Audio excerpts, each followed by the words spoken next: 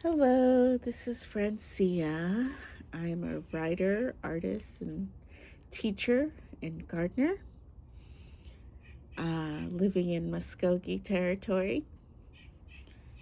I am feeling good this morning. I had a good night's rest. The air is very chill today, very chilled. We're having a bit of a winter chill in the air, and temperatures really dropped. I still want to be, I'm bundled up outdoors, just a little on my deck, just enjoying the sunshine, even though despite the cold.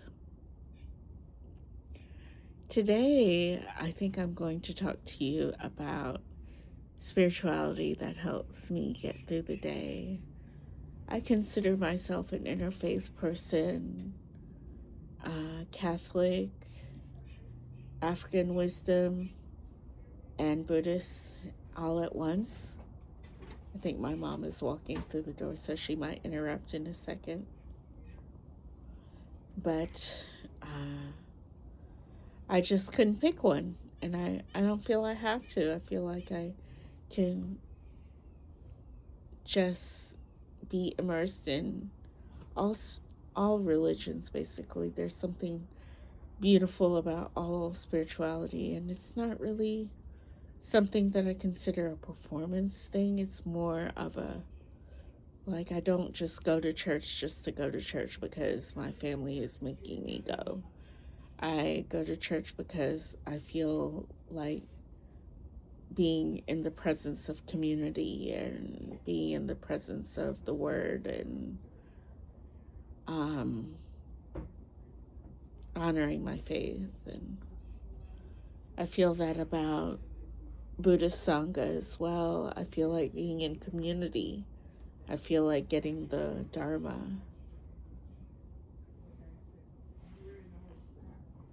No, I hear her. But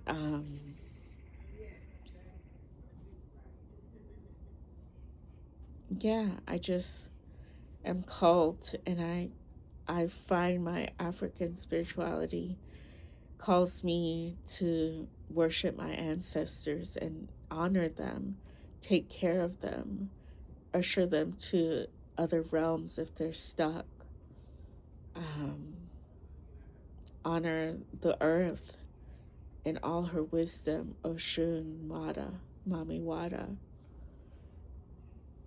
When we honor our world and the deities and the spirit realm, when we take care of them and usher them into a peaceful planet by being peaceful ourselves, by showing reverence and grace and honoring the lives that came before us, we can live peacefully. And everyday life can resonate with a sense of eco spirituality almost. By taking care of our planet, we've taken care of our spirituality. By composting our refuse, refuse, our our trash, by recycling, we take care of our planet. By gardening, we feed our bodies, which in turn feeds the earth.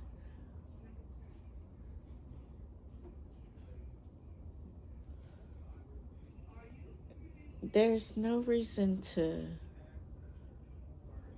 exoticize like African spirituality. It's just basically, it shouldn't be feared. It shouldn't be seen as some kind of occult thing or devilish thing that has gotten the rap in the past, from basically Western civilization trying to demonize anything that is has blackness associated with it. That's just not what it is. All religions are based on African religions anyway, because Africa was the first civilization. So everything we now know from all religions comes straight out of Africa. It's just been adopted by other cultures. So we just always must remember where we came from, and the home that is everyone's home, everyone's original mother figure, other mother, original birthplace is Africa. So we should honor African spirituality in our daily lives because it ties to all of us, no matter what we believe.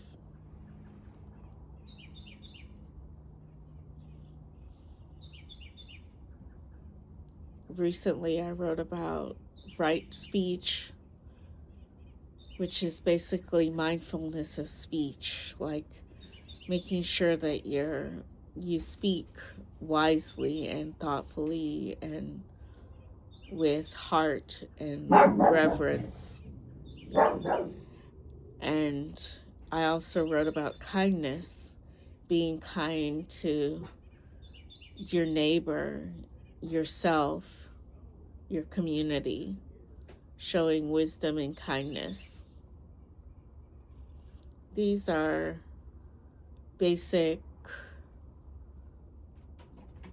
Buddhist philosophies, basically, but they are also Christian philosophy as well. Um, we have to be kind to each other. It's the only way forward, and we're losing a sense of that in memes that make fun of people or children being afraid of being themselves or being on camera or being because they're afraid they're going to be a meme one day. That disrespect of body autonomy, of just photographing people unsuspectingly to the point that they become famous without even meaning to be famous. That's mean-spiritedness. That's not loving kindness. And that's what the next generation is afraid of.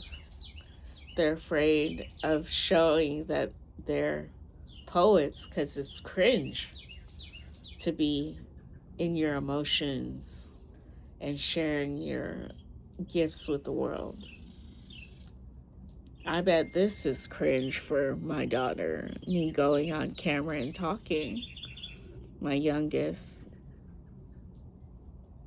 should be wondering, what are you doing, Mom? Oh my God, why? I could see that conversation happening. She doesn't really watch this, so. But I mean, I see a fear of self expression happening because this generation raised with seeing so much online is almost afraid to live their own lives in fear of rejection of peers, in fear of rejection of community. And that bothers me.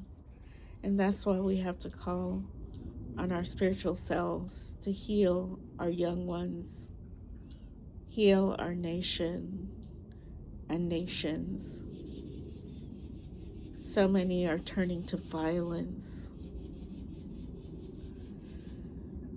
We need to heal those souls lost in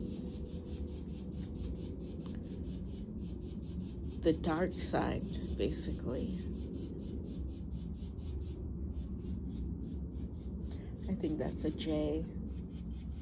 Sounds like a J. Blue jays are quite noisy. They have long conversations sometimes.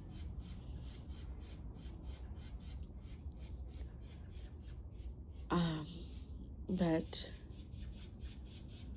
anyway, I just wanted to tell you that we can live peacefully with each other.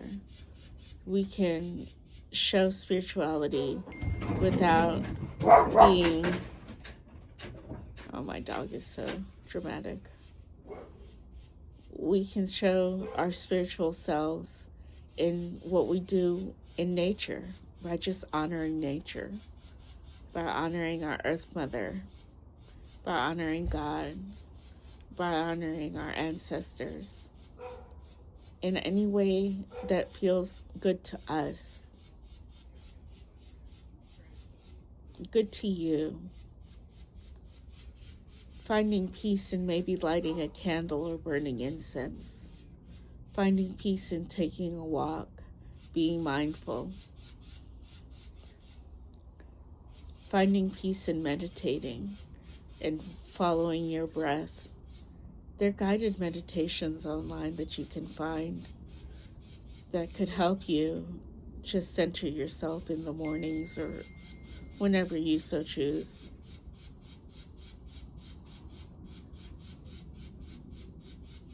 There's so many ways to find a peaceful moment in your day out of the hecticness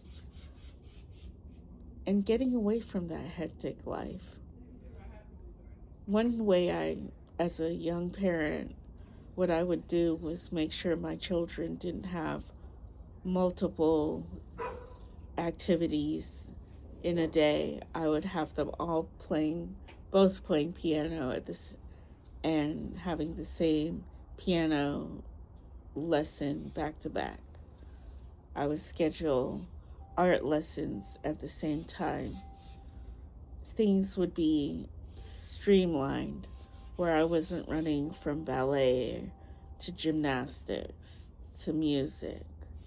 I was streamlining their hobbies.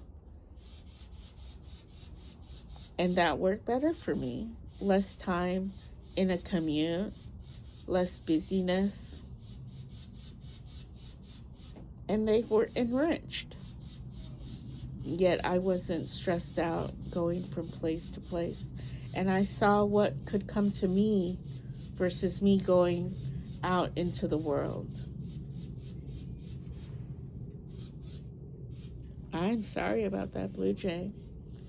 He's really intent on making a fuss today. Anyway, there are ways you can streamline your life. There are ways you can reach out into your spiritual self deep down to give you clarity, whether it's opening your Bible or Quran or whatever you so choose, to just have a moment of peace. I recommend that. It shows up in your decisions too. God shows up in your decisions. Having right mind helps you clear the path to make good decisions.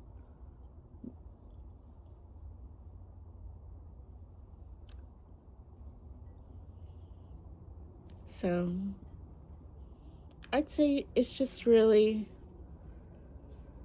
important to know yourself and take the time, even if it's just a moment of mindfulness, to break from the chaos, finding a moment of peace. In the wintertime, it can be so peaceful outdoors because very few people are outdoors. It's good to just bundle up and be outdoors. It's such a peaceful time, and life doesn't stop just because, as you hear, the birds are going on and having conversations. They didn't stop just because it got cold. The world still continues outdoors. So enjoy it. Don't be afraid to be outside. And don't be afraid to be the first one on your block recycling. You're doing doing your community a service. And usually people will follow suit if they see you trying to make a difference. Okay, that's all I have for you today. I hope you have a blessed day, peace and blessings, and I wish you all the best. Take care.